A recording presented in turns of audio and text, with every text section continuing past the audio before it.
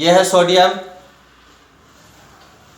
Sodium की परमाणु संख्या 11, इलेक्ट्रॉनिक विन्यास 281।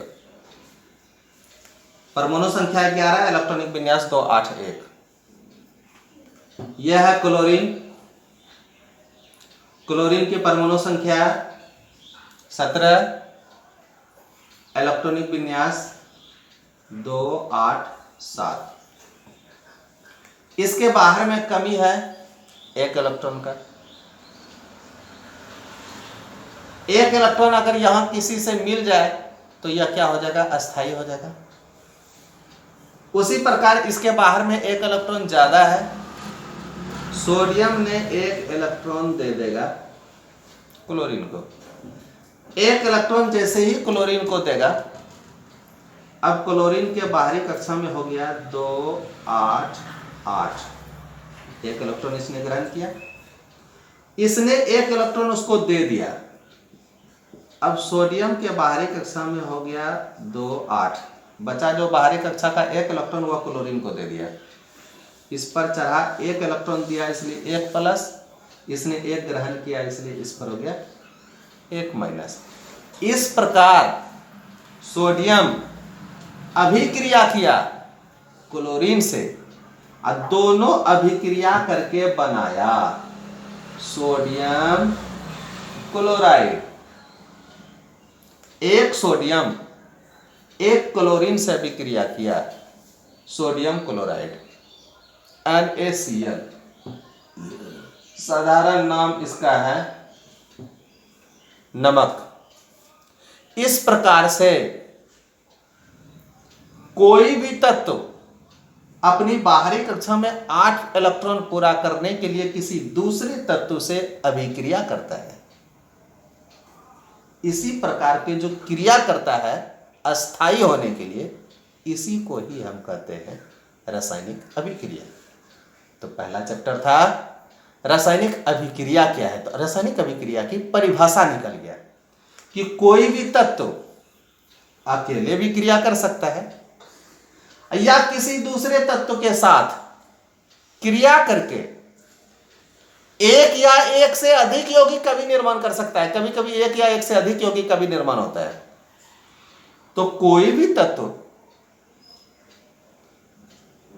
किसी दूसरे तत्व से क्रिया करके या तो अकेले ही क्रिया करके 1 या 1 से अधिक नए यौगिक का निर्माण करता है,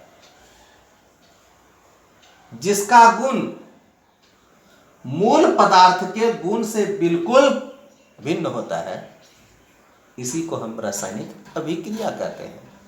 और रासायनिक अभिक्रिया में जो भाग लेता है, यहां पर सोडियम भाग लिया है रासायनिक अभिक्रिया करने के लिए, सोडियम भाग लिया है रासायनिक अभिक्रिया करने के लिए, यहां पर क्लोरीन भाग लिया है। तो रासायनिक अभिक्रिया में जो भाग लेता है उसे हम अभिकारक कहते हैं। क्या कहते हैं? अभिकारक। तो सोडियम क्या है? एक अभिकारक है। क्लोरीन क्या है? अभिकारक।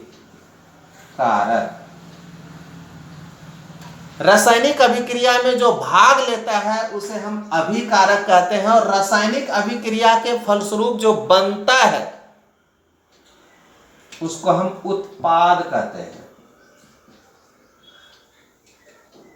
तो यहां पर परिभाषा सबसे पहले रासायनिक अभिक्रिया का ध्यान से समझेंगे। कोई पदार्थ अकेले भी क्रिया कर सकता है या कोई पदार्थ दूसरे पदार्थ के साथ क्रिया करके 1 या 1 से अधिक नए पदार्थ का निर्माण करता है, उसे हम रासायनिक अभिक्रिया कहते हैं।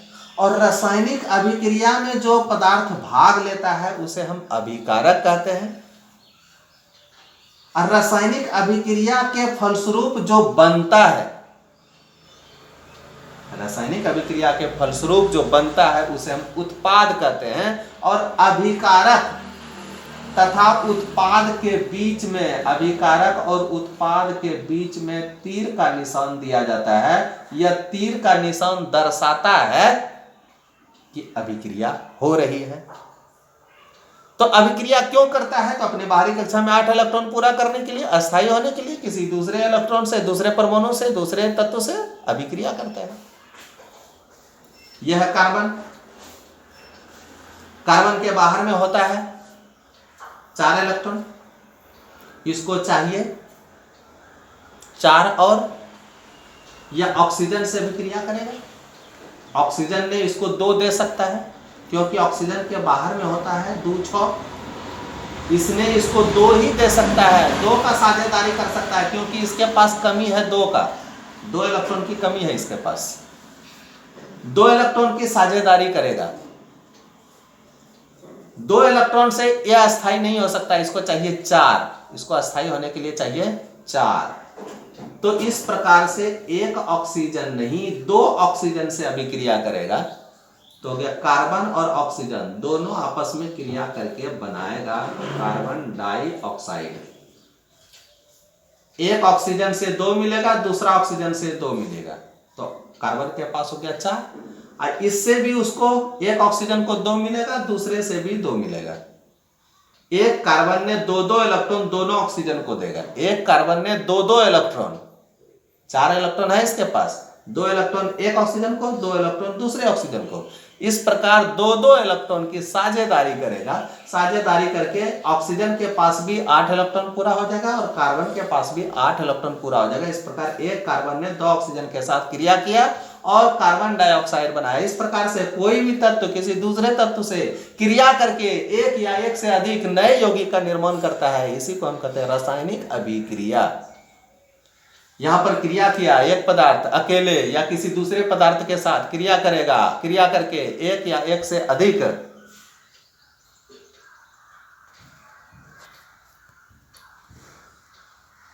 क्रिया करके एक या एक से अधिक नए पदार्थ का निर्माण करता है, उसे हम कहते हैं रासायनिक अभिक्रिया। और रासायनिक अभिक्रिया में जो भाग लेता है इसे हम अभिकारक कहते हैं। क्या कहते हैं? अभिकारक। और रासायनिक अभिक्रिया के फलस्वरूप जो बनता है उसे हम उत्पाद कहते हैं। और रासायनिक अभिक्रिया में अभिकारक और उत्पाद के बीच में जो तीर का निशान होती है यह दर्शाती है कि अभिक्रिया हो रही है। और रासायनिक अभिक्रिया को जो हम व्यक्त करेंगे, यहां पर लिखे कार्बन ऑक्सीजन से क्रिया करके कार्बन डाइऑक्साइड का निर्माण करता है, यह हो गया अभिक्रिया। और इस अभिक्रिया को इतना बड़ा नहीं लिख करके सीधा शॉर्टकट में लिखे C+O2 = CO2। तो रासायनिक अभिक्रिया को व्यक्त करने का संक्षिप्त रूप, छोटा रूप को हम समीकरण कहते हैं। रासायनिक समीकरण तो परिभाषा निकल गया। फिर से एक बार डिटेल, रासायनिक अभिक्रिया किसे कहते हैं? कोई पदार्थ अकेले या किसी दूसरे पदार्थ के साथ क्रिया करके एक या एक से अधिक नए पदार्थ का निर्माण करता है, उसे हम रासायनिक अभिक्रिया कहते हैं। अभिकारक किसे कहते हैं? रासायनिक अभिक्रिया में जो भाग लेता है उसे अभिकारक कहते हैं। उत्पाद किसे कहते हैं? रासायनिक अभिक्रिया के फलस्वरूप जो बनता है उसे उत्पाद कहते हैं। रासायनिक समीकरण किसे कहते हैं? तो अभिक्रिया को व्यक्त करने का संक्षिप्त रूप रासायनिक समीकरण कहलाता है। अभिकारक और उत्पाद के बीच में तीर का निशान इसलिए दिया जाता है ताकि यह दर्शाती है कि अभिक्रिया हो रही है। रासायनिक समीकरण लिखने का नियम, अभिकारक को बाएं तरफ लिखा जाता है, उत्पाद को दाईं तरफ लिखा जाता है, बीच में तीर का निशान यह दर्शाती है कि अभिक्रिया हो रही है। और अभिकारक या उत्पाद एक से अधिक हो तो उसके बीच में प्लस का चिन्ह दिया जाता है, या अभिकारक या उत्पाद एक से अधिक हो तो उसके बीच में प्लस का चिन्ह दिया जाता है। बाकी आगे रासायनिक अभिक्रिया के प्रकार होंगे वो अगले वीडियो में।